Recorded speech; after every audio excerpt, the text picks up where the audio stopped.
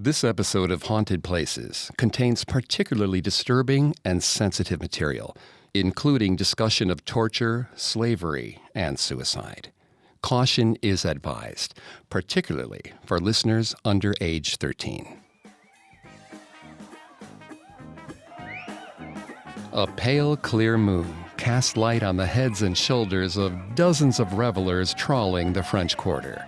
Hurricanes in hand, their heels clicked a staccato rhythm on the cobblestones, adding their own percussive signature to the brassy New Orleans jazz spilling out of the nightclubs.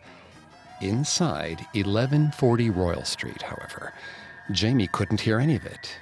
The sounds of joy outside became fainter the further they intruded into the house, swallowed by thick oak doors and heavy damask curtains. Jamie, a friend of the mansion's latest owners, had volunteered to help with their move. The owners were doctors, and if truth be told, incorrigible history buffs. Jamie's night had been spent packing the doctor's collection of antique medical texts and journals. The scent of cigar smoke surprised her. The doctors didn't smoke, and she thought she was the last friend left, finishing up the room she'd committed to. But she noticed a light in a room down the hall and rose to investigate. In the sitting room, standing behind the doctor's prized antique walnut bar cart, Jamie saw a tall man in an old-fashioned evening coat. The man was puffing what looked like a hand-rolled cigar while pouring himself a drink. Jamie called out to him, but the man ignored her. Jamie always had a bit of a short fuse. It was one of her weaknesses. And being ignored made her furious. Angrily, Jamie crossed the room and shoved the wheeled bar aside. Jamie had planned to snatch the cigar right out of the man's mouth. But what she saw made her stop short. As the bar rolled away, revealing the man's waist, she was horrified to realize there were no legs or feet beneath it. The smoking man's body ended in a sort of wispy haze, fading impossibly into the patterned wallpaper behind him. The man met her gaze and winked.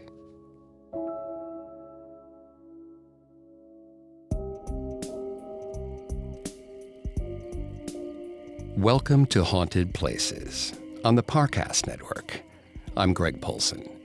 Every Thursday, I take you to the scariest, eeriest, most haunted, real places on Earth.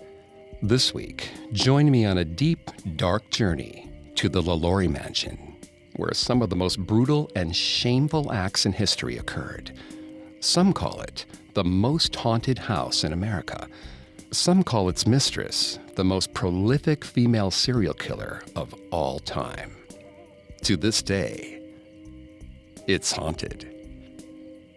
At Parcast, we're grateful for you, our listeners. You allow us to do what we love. Let us know how we're doing. Reach out on Facebook and Instagram at Parcast and Twitter at Parcast Network.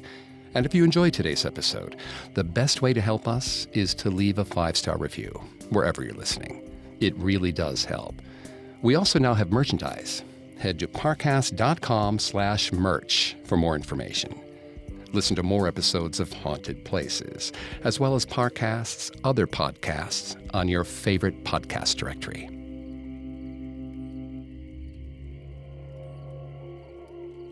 The LaLaurie Mansion takes its name from its most famous residents, Madame Delphine LaLaurie, and her third husband, Dr. Leonard LaLaurie. First married at age 14, Madame Delphine LaLaurie was twice a widow and a mother to 5 children by the time she married Dr. LaLaurie in 1825. Made vastly wealthy by her previous husband's untimely ends, Delphine quickly established herself and Leonard as part of the elite of New Orleans' moneyed society. In 1831, Delphine used her wealth to buy the unfinished mansion at 1140 Royal Street in the French Quarter of New Orleans.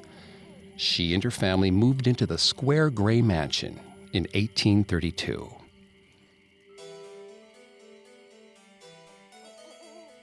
Delphine threw herself into decorating the home, with no expense spared. Every piece of artwork, every item of furniture had to be of the highest quality. Soon, the LaLaurie Mansion was born, and on its way to being infamous. Inside, tucked away from the street, the mansion was not a home, but a torture chamber. There was only one way for those enslaved to escape Madame LaLaurie. They said no one had been looking up when the man fell from the third story of the LaLaurie Mansion. Apparently, no one outside could say if he jumped or was pushed. But Leah heard the yelps in a tone she knew much too well for her 12 years of age. The man had made a mistake, and the madam had no tolerance for mistakes. Mistakes were punished, bones broken and reset at ersatz angles, mouths filled with excrement and then sewn up, bodies caged like birds, forced to watch other servants tortured to death. It did not do to displease Madame Delphine. That was what the madam told them, a warning as the enslaved women drew warm baths to wash away the blood of their companions. As for her husband, he could not care less, content to smoke his cigars while his wife was occupied. Outside, they shouted for a doctor and gossiped like schoolgirls. Inside, they prayed to God and whispered in fear. From the slaves' quarters to the parlor was much talk of the man who threw himself out the window on the third floor, dashing his brains out on Royal Street. Some said he committed suicide. The LaLaurie said he had an accident. Leah said, quietly to herself at night, he was free. But the LaLauries told their version loudest. Leah's masters were always having parties, acting as if theirs was a peaceful home. To show how committed they were to the safety of those they enslaved, they cemented over the window the man had fallen from, as if there weren't 10 other street-facing windows on that same floor. When called into the dressing room, Leah did as she was told. She picked up the boar bristle brush and began to brush her mistress's hair, extra gently. Madame Delphine was quiet and calm now. Leah knew this afternoon she should be safe. She returned to her quiet thoughts of a man flying free. She continued brushing the woman's silky, stick-straight hair. She was nearly done when she pulled an unexpected snarl. The madam's head jerked backward. Delphine yelped in the same tone as the man who jumped out the window. Leah was already running. She rounded the corner, praying she could put distance between herself and the whip Madame Delphine kept on the table.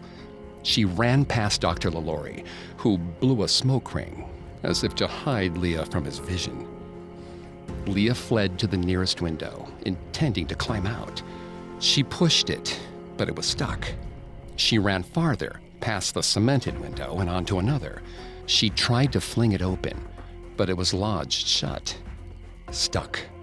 The next window, also stuck. The madam, closer and closer. The windows, stuck. Leah, feet from a whip. A window, stuck. Leah abandoned the windows and ran upstairs. She wouldn't allow the madam to cage her.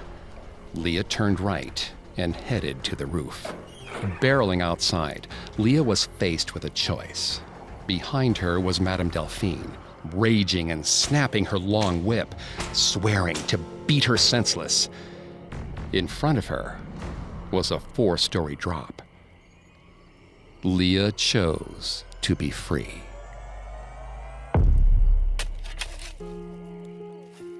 In 1833, witnesses saw Delphine attempting to bury Leah's mangled body in a shallow grave in the corner of her property.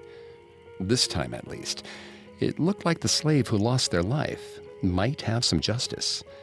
The police, notified by neighbors, fined Delphine $300 as punishment and made her sell her 9 slaves. The police failed, however, to prevent LaLaurie from enlisting her relatives to buy the slaves back for her. There was no justice for Leah, or the unknown man who jumped before her.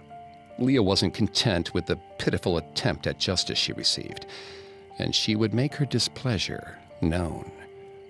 Her ghost haunts the mansion to this day, a little girl beckoning visitors to the rooftop, to freedom.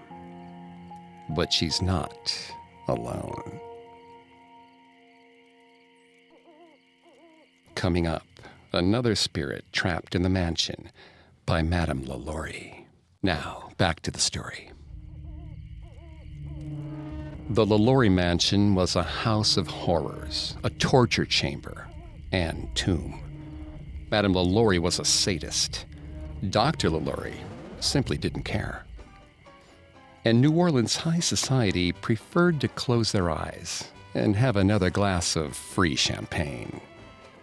In the 1830s, an invitation to a party at the LaLaurie Mansion was the hottest ticket in town. A woman with varied and dark tastes, Madame LaLaurie rubbed elbows some nights with princes and ambassadors, and others with the likes of Marie Laveau, the voodoo queen of New Orleans. We can't fully confirm the two ever met, but legend holds the pair made a deal with the devil.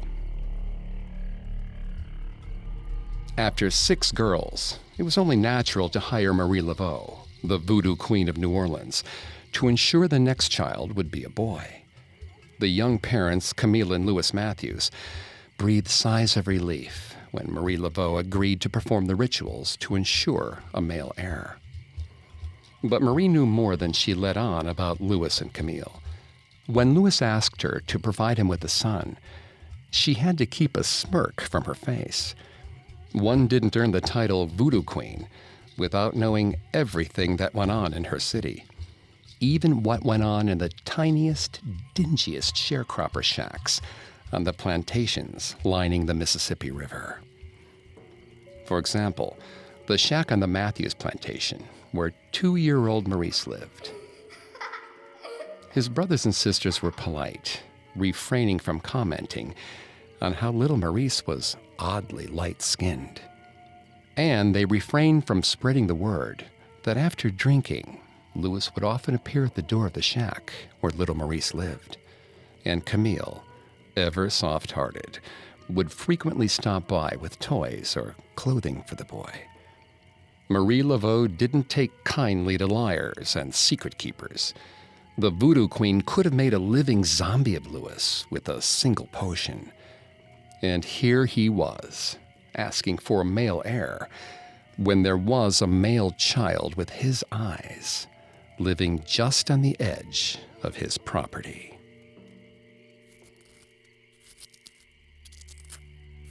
Marie would give Louis an heir, all right, a son as he had requested, and she would let him live to regret it.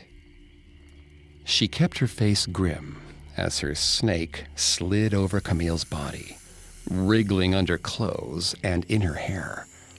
Louis was properly scared. The snake wasn't poisonous, but he didn't need to know that. When the ritual was complete, Marie left a terrified Louis to inspect his wife for snake bites. She'd be in danger if she were to start bleeding, Marie warned him.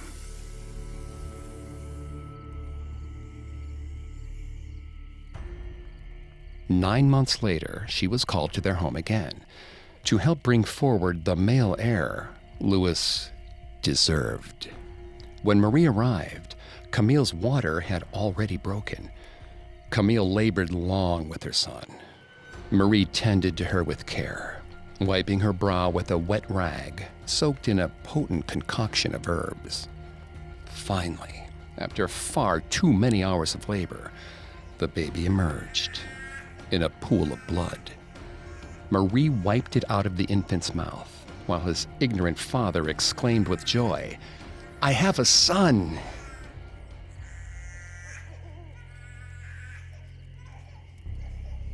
Camille continued to bleed through the night, soaking through all the towels placed under her pelvis. A doctor was called. He fought to save her hemorrhaging body until the small hours of the morning. As the blood-red sun rose over the delta, Camille took her last breaths. Marie Laveau did what she could to make the young mother's exit from the mortal world painless. Camille wasn't blameless in her husband's dishonesty, but neither was she the Voodoo Queen's enemy. That designation was reserved for the liar Louis, whose torments would be far greater. Louis's nightmare began that very morning, when he finally turned his attention from his dying wife to his newborn son. In the dawn light, Louis saw his son's face clearly for the first time. The rusty tint of his skin, the tufts of fur on his body, the 2 bumps on his skull, tiny horns coming to needle-sharp points, like 2 fangs from a snake. Now, Louis knew why Camille couldn't stop bleeding. Refusing to even look at the boy, Louis ordered a servant to pack the baby in a bassinet and give him to the Voodoo Queen. His parting words to Marie Laveau were, "I don't care what you do with that devil child, so long as I never see him again." Those were the last lucid words Louis ever spoke. Driven mad by grief and raving about how his newborn son was evil incarnate, he was quickly committed to a sanatorium in New Orleans, exactly as Marie had planned. She knew exactly who would want the baby. Marie walked from Louis's plantation, baby on her hip, all the way to the foreboding LaLaurie Mansion in the French Quarter. Madame LaLaurie and Marie Laveau had an uneasy relationship. 2 such strong personalities were a poor fit as friends. But on the spring day, when Marie Laveau appeared at the LaLaurie Mansion with the orphan baby, Madame Delphine LaLaurie was delighted to receive her. Madame LaLaurie had been experimenting with a little voodoo of her own. Raising this child was the natural next step. The 2 women agreed to share responsibility. Marie Laveau would formally adopt the boy, but Madame LaLaurie would keep him and nurse him at her breast. The baby's presence in the opulent LaLaurie Mansion was an open secret.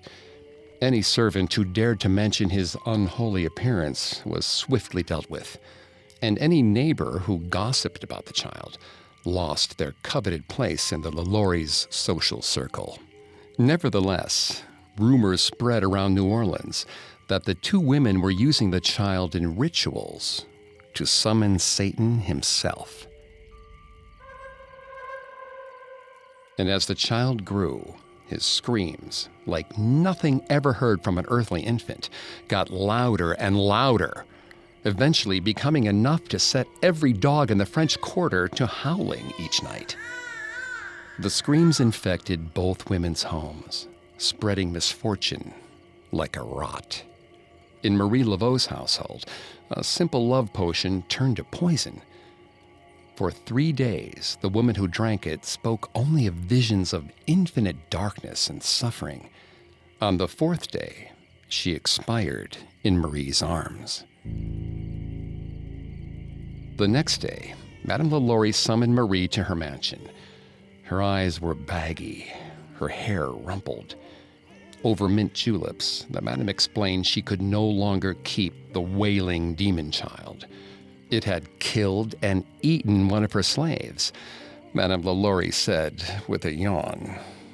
And its endless cries were upsetting the neighbors. Marie was unsure if this was true. Yes, screams and cries emitted from the LaLaurie Mansion.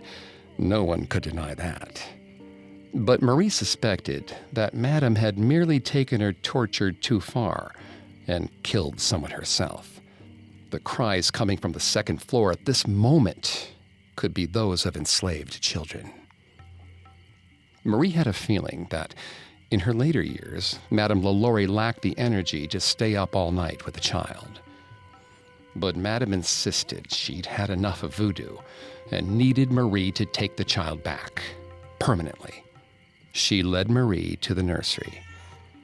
Marie didn't want the blood on her hands, not directly, but she had no home to give the child either. When Madame left, Marie summoned her favorite snake, a boa constrictor. Walking in circles, counterclockwise, she wound the snake around the cradle. Then she bid Delphine goodbye. The next morning, Marie returned to pick up her snake. But instead of the familiar hissing, she heard a baby's coo. Its horns were stained with blood. The child had killed her snake, skinning it entirely and using the skull as a rattle. They'd have to dispose of the demon another way. At midnight, Marie and Madame LaLaurie entered St. Louis Cemetery. Marie brought a shovel, Madame, the baby, and a small black hat box. It took less than 10 minutes to bury the thing alive.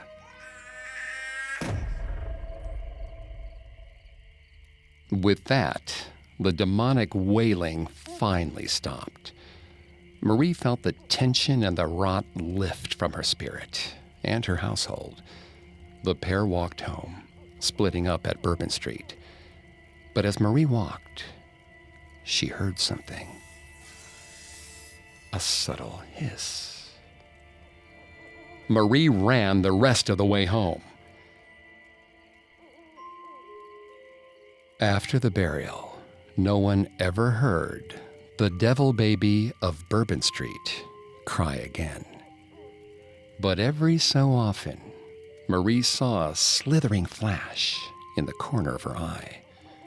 She pretended she didn't notice the large snake following her, with its unmistakable bloody horns.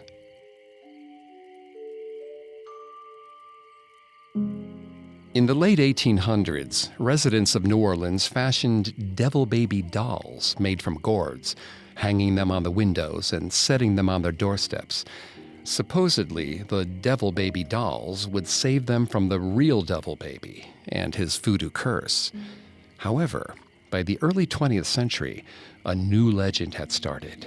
The very dolls that were supposed to protect their owners were themselves cursed. Up next, a woman summons the strength to fight back against Madame LaLaurie. Now, back to the story. The LaLaurie's marriage was not a happy one, and Madame Delphine took her marital frustrations out on the people enslaved in her house and on her plantation. Over time, Delphine grew more and more mentally unstable. Her moods shifted rapidly. Her own children and husband didn't want to be around her. Paranoia consumed her. She refused to feed the enslaved people working for her, believing that they would be more obedient if they were hungry. And the irony of cooking lavish meals for the LaLaurie dinner parties was not lost on the starving people they enslaved. One April night in 1834, Delphine was throwing another one of her marvelous parties. Champagne in hand, she toasted the elite of New Orleans. The very same people who gossiped about Delphine's habits behind her back smiled up at her and raised their glasses. Despite the charming company and party atmosphere, Delphine couldn't help but feel a sense of overwhelming doom. Excusing herself from her guests, she made her way to the kitchen. But as she rounded the corner, she saw small white hands snatching fried oysters from the silver platters prepared for the guests. But the oysters didn't go into Delphine's daughters' mouths. They went into their pockets. The girls looked up at their mother, feigning innocence. White-hot rage welled up within Delphine. This wasn't the first time her daughters had stolen from her. This was supposed to be a happy night, but here were her two youngest daughters behaving like nasty, slave-loving thieves. She commanded them to turn out their pockets. and fried oysters spilled to the floor. "The slaves were so hungry," the little girls cried, "and there were so many oysters." Delphine stomped her heel over the food, grinding it into the floor. Then she smacked them, each across the face. Delphine berated them. "That's only a taste of what you'd get if you fed my guests food to the slaves. Up their strength, and they'll murder the both of you in your beds. And me, too. Would you really kill your own mother?" As they whimpered, she recalled that they were only children. The true criminal was the cook who allowed this to happen. This woman meant to start a rebellion. So Delphine made her daughters watch as she did the proper recourse and chained her enslaved cook to the stove. She told the cook she could expect to spend the rest of her life here, dragging the short chain between pantry and stove, cooking, but never eating.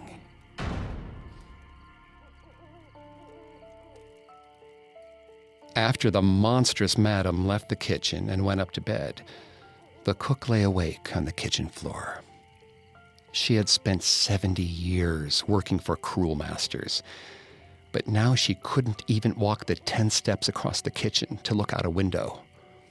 As she felt cold kitchen tiles hard against her aging bones, the cook realized there was one freedom that Madame LaLaurie could never take from her. As dawn broke, she struck a match.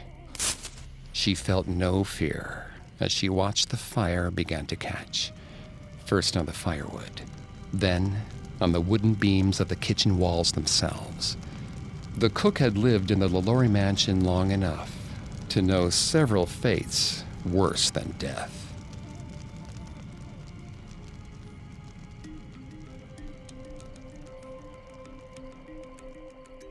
On April 10th, 1834, the LaLaurie family woke to the scent of smoke.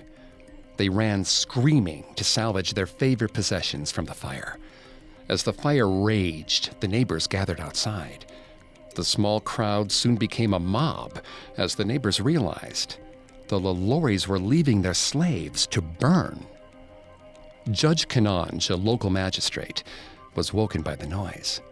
He ran downstairs and was accosted by infuriated neighbors who begged him to intervene.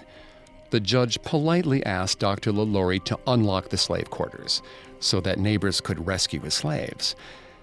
Dr. LaLaurie spat in the judge's face and ordered him to mind his own business. Judge Canonge gave the order to break down the door. Strong men battered the door of the slave quarters until it gave way. When it did so, they burst into a scene so horrific it made the newspapers across America. Local newspaper, The Bee, reported the rescuers found, quote, 7 slaves, more or less horribly mutilated, suspended by the neck, with their limbs stretched and torn from one extremity to the other, end quote.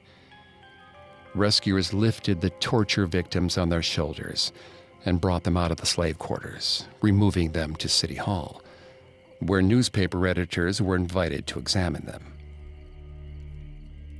Reporters observed the dismal condition of the men and women laying moaning on the floor of City Hall. Every soul present was covered with scars from being beaten relentlessly with whips. Several wore iron collars with spikes facing inward, which would impale them if they lay down to sleep. All were painfully thin, with distended bellies, reminiscent of famine victims abroad.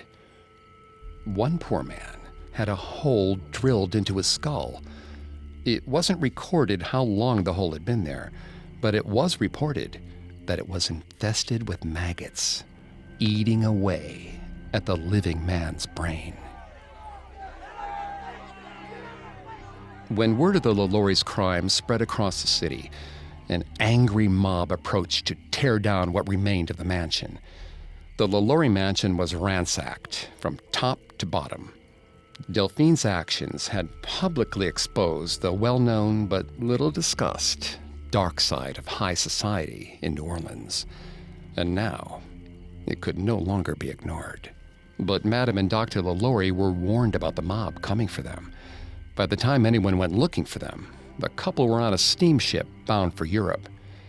Madame LaLaurie is believed to have lived out the rest of her life in Paris, and despite the fire and the mob, the house remained standing. If Madame LaLaurie had her way, death would have brought her eternal peace. But in the dark and mystical New Orleans, a murderess like Madame LaLaurie cannot expect death to bring release from pain. To this day, she remains chained to the scene of her crimes, as tightly as she once chained her emaciated 70-year-old cook to the stove. The balustrades and galleries she so adored in life have become the walls of her prison. If you pass by the mansion on a moonless night, you may see a light on in the attic and spot a woman's face peering longingly toward a street she will never walk again. Her husband, Dr. Leonard LaLaurie, has also been spotted in the house, always in full tails, smoking his telltale cigar, careless to his wife's atrocities. With these ghosts and others in the house, the mansion continued to be the site of tragedy, no matter how many new owners attempted to renovate it. The year was 1882, and 14-year-old Victoria couldn't be happier. Her parents had finally agreed to enroll her in the prestigious new Conservatory for Music and Dancing, operated by an Englishwoman whose tutelage attracted the finest families in New Orleans. The conservatory was housed in an old mansion in the French Quarter, located at 1140 Royal Street, one formerly owned by the notorious Madame LaLaurie. Victoria's brother Gregor had laughed at her for wanting to study violin at the LaLaurie Mansion. "Everyone knows," he had said, "it's cursed, or haunted, or both." She fired back, reminding her brother that all the best families were sending their girls there. Would they be doing that if it was haunted? To ensure a positive first impression, Victoria arrived early to her assigned classroom and found she was the first one there. It was a cavernous space that had once been a dining room, back when Madame Delphine LaLaurie lived there. All alone in this huge room, Victoria suddenly felt very small. It was darker than she expected. She had never been very comfortable alone, ever since she was a small girl. To banish her nerves, she began to warm up her bow arm.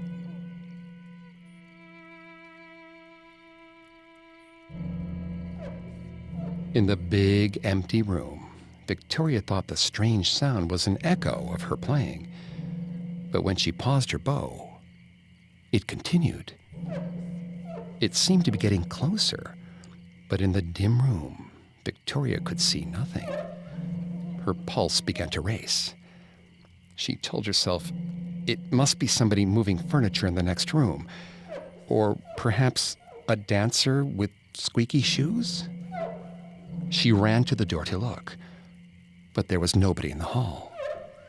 And from that vantage point, she could clearly hear the noise was coming from behind her. Victoria struggled to contain her nerves. How could she be this unsettled by a little noise? The teacher would be there any minute. She was sure of it. Then she heard the child. Victoria spun around and saw a small, thin black girl in a blue cotton dress, facing the rear wall of the classroom. The girl's hair was tightly braided, and her arms moved methodically as she polished a silver pitcher. At first, Victoria was relieved. Perhaps this was the daughter of a teacher or of a servant in the school's kitchen. The girl cried softly as she worked. Of course, Victoria wanted to comfort the girl. She called out to her, but there was no reply. The child was engrossed in her chore and her tears. Victoria approached the little girl and reached out to tap her small shoulder. But the girl ran from Victoria, dashing across the room to a door in the rear of the classroom. The door opened onto a wrought iron fire escape, and the girl dashed up it at breakneck speed toward the roof. Victoria's heart caught in her throat. Still clutching her violin in one hand, Victoria chased the child up the stairs. As she reached the rooftop, Victoria saw the little girl at the very edge of the roof. "Wait!" she shouted. "It's not safe! Come back!" Victoria could hear the little girl weeping from across the rooftop. She carefully tiptoed toward her. She wanted to comfort her, but was wary of frightening her. Just as Victoria reached the corner of the roof, the child turned to face Victoria. Where her nose should be was only a bloody hollow. Bits of her orbital bones protruded from her forehead. One eye dangled grotesquely from her skull. She opened her arms and leaned forward to embrace Victoria. Victoria reflexively backed away from the bloody arms. Her foot slipped. Her arms flailed and her violin flew into the air as she tumbled from the rooftop.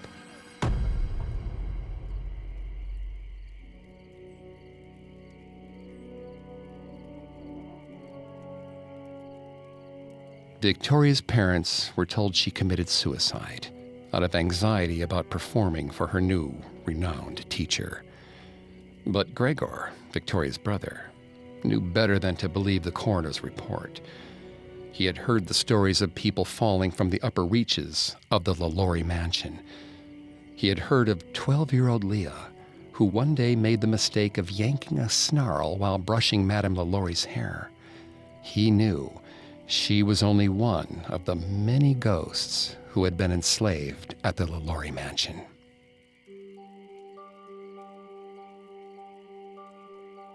We can only guess at how many of the disturbing incidents at the school were Leah's work. Many could be pinned on the madam, taking out her eternal rage, or the doctor, turning a blind eye to tragedy, or the devil baby of Bourbon Street, bringing bad luck to all inhabitants. But we do know that each of the 3 times someone has tried to turn the LaLaurie Mansion into a school, tragedy soon followed. In fact, each and every incarnation of the mansion as a commercial enterprise has failed in dramatic fashion. From criminal allegations to sudden bankruptcy, it's seen ruin as a bar, a furniture store, and an apartment complex. Shortly after buying the LaLaurie Mansion in 2007, actor Nicolas Cage faced financial devastation and lost the property to foreclosure. Many say the mansion is cursed. After all, since Madame LaLaurie, no one has been able to maintain a residence in the mansion for more than 5 years. Perhaps it's best to let the mansion stand empty, as a reminder of the culture of cruelty that lay beneath the glitz and glamour of antebellum New Orleans.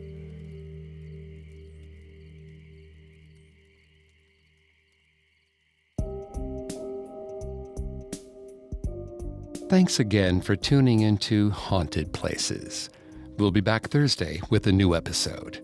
You can find more episodes of Haunted Places, as well as all of Parcast's other podcasts on Apple Podcasts, Spotify, Stitcher, Google Play, or your favorite podcast directory.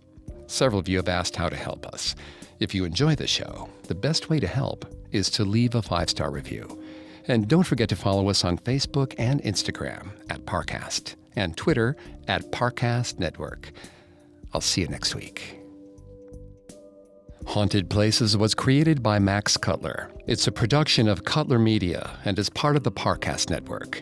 It's produced by Max and Ron Cutler. Sound design by Kenny Hobbs, with production assistance by Ron Shapiro and Paul Mahler. Additional production assistance by Maggie Admire and Carly Madden.